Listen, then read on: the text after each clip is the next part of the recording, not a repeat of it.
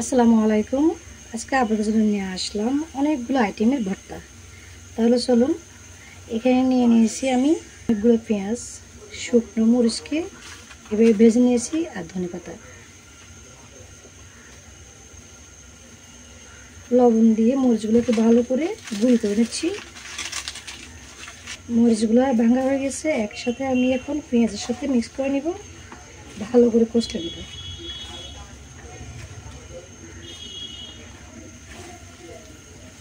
এইভাবে কষলে নেওয়ার পর দিয়ে দেবেন এখানে সরষের তেল,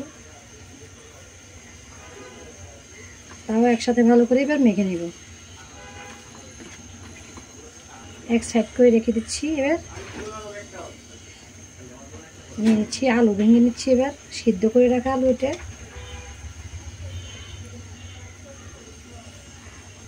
আলুগুলোকে ভালো করে ম্যাশ করে নিলাম, এখান থেকে দিয়ে দিচ্ছি। এবার এই অল্প কিছু উপকরণ দিয়ে এখন আমি এভাবে সবগুলো ভর্তা বানিয়ে নেব।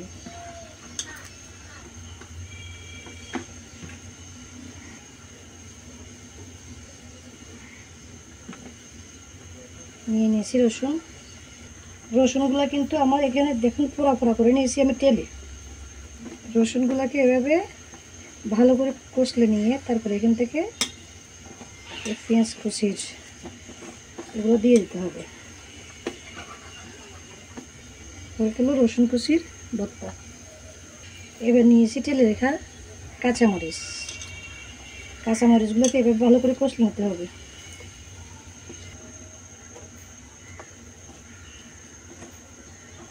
হয়ে গেল কাঁচামরিচ তেলে রাখা ভর্তা। এবার নিয়ে নিয়েছি চিংড়ি মাছ। চিংড়ি মাছকে হালকা লবণ দিয়ে হলুদ দিয়ে মেখে ভেজে নিয়েছি। চিংড়ি মাছটাকে ভর্তা করে নিব। চিংড়ি মাছটাকেও এভাবে ভর্তা করে নিলাম।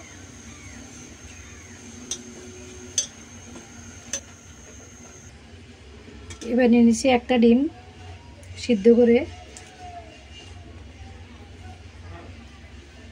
আর সাথে দিচ্ছি আলু।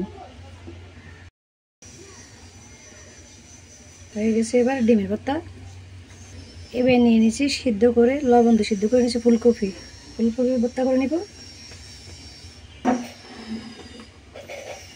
একসাথে। এবার এগুলোকে মেখে নিলাম।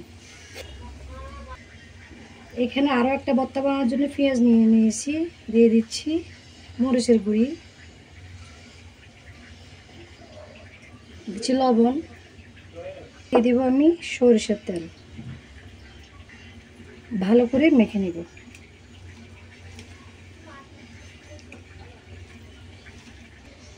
সবগুলো ভর্তা আমি বানিয়ে ফেললাম, শুধু একটা মশলা, যেটা হচ্ছে পেঁয়াজ, মরিচ আর ধনেপাতার। একটা আপনারা সরষের তেল দিয়ে মেখে অনেকগুলো ভর্তা বানাতে পারেন। তাহলে এখানে কয় পদের 7 রকম ভর্তা হলো।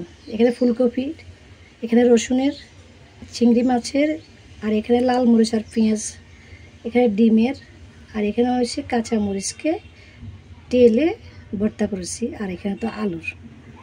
তাহলে কত রকম ভর্তা হলো দেখেছেন আপনারা। একটা মশলা তৈরি করে অনেক রকম ভর্তা বানানো যায়। আজকে এই ভর্তাগুলো কাদের কাছে কীরকম লাগলো অবশ্যই কমেন্ট করে জানাতে বলবেন না।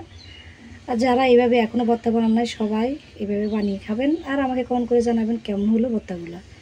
আজকের রেসিপিটা এখানে শেষ করে বিদায় নিচ্ছি। সবাই ভালো থাকবেন। আল্লাহ হাফেজ।